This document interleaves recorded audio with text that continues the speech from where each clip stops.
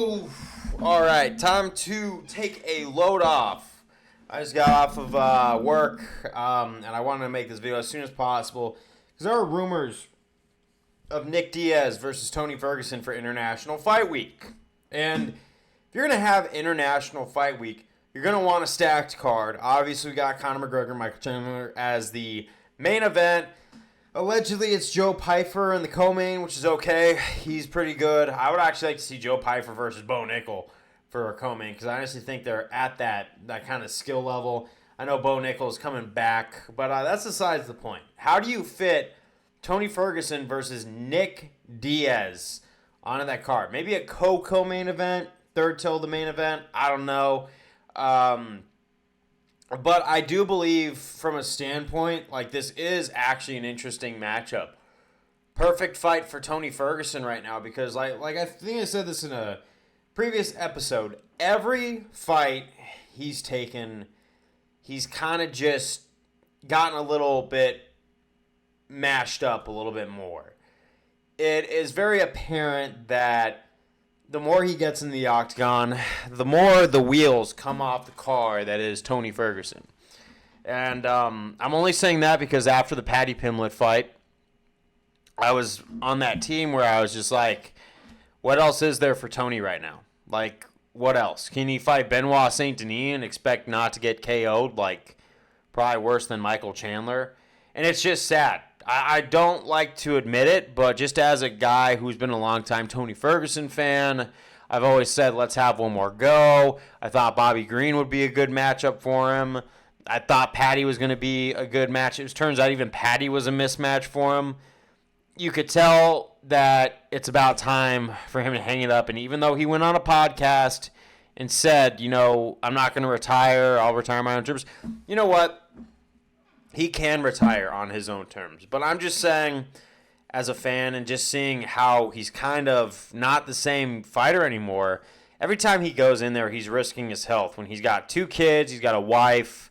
Like, the game of MMA is not just, sport. There's a lot of cost to it, and I think we've seen that, especially what Gaethje did to Ferguson and how bad that could affect a guy's health overall.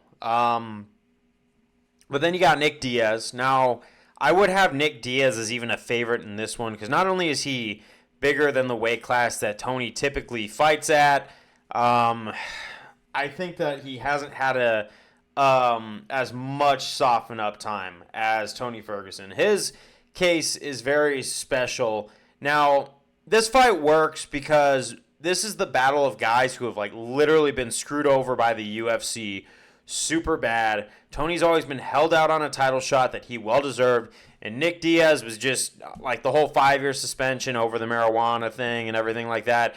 It was kind of BS. And even then, leading up to the GSP fight, the UFC always treated Nick Diaz like absolute crap. So when I see this and I see that these guys have both just been absolutely forsaken by the organization that they have sweated, bled, brought crowds to, always been fan favorites for.